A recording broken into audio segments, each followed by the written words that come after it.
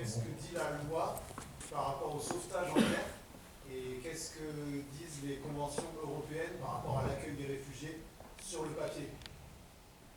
Alors, les conventions par rapport au sauvetage, c'est assez...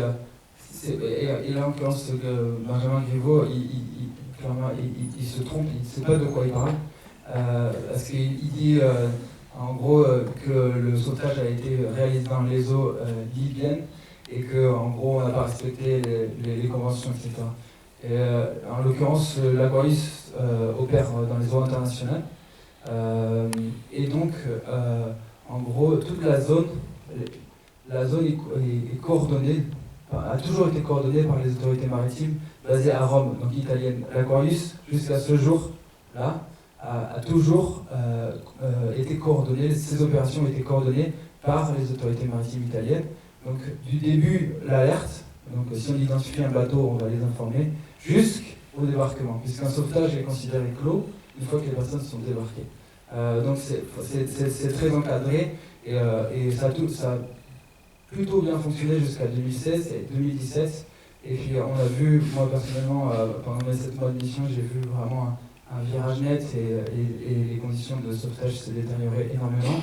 Et du coup j'ai envie un petit peu d'élargir sur aussi la réalité ici du terrain.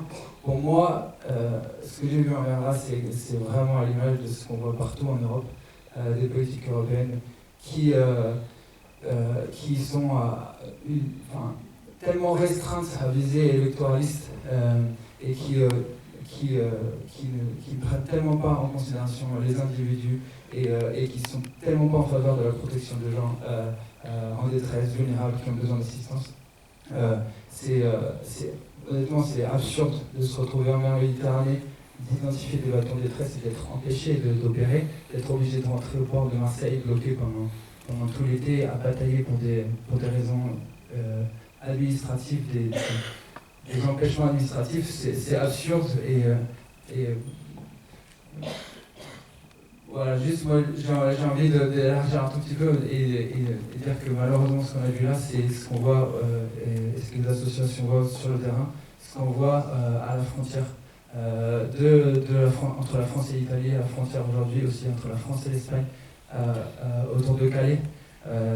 C'est énormément de mineurs qui sont renvoyés, où on leur nie le droit à la protection.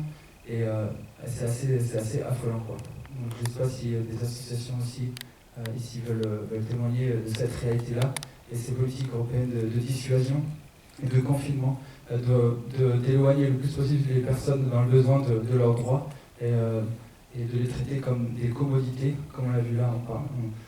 On récupère des gens en mer, on les débarque dans un autre bateau, on les fait voyager pendant 6 jours, 7 jours en mer pour aller en Espagne alors qu'on voyait les côtes italiennes.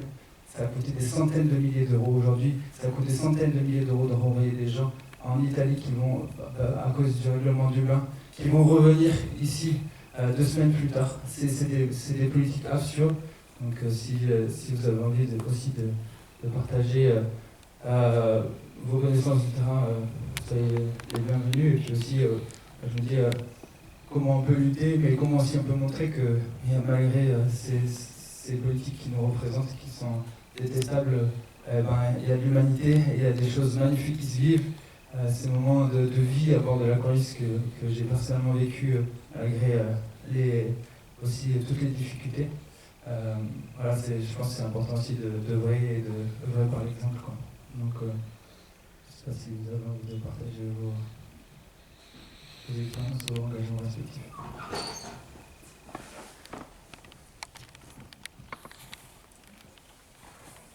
Qu'est-ce qui aurait permis à l'Italie, qui refusait de recevoir les immigrés, qu'est-ce qui leur aurait permis de vous interdire de rejoindre l'Espagne?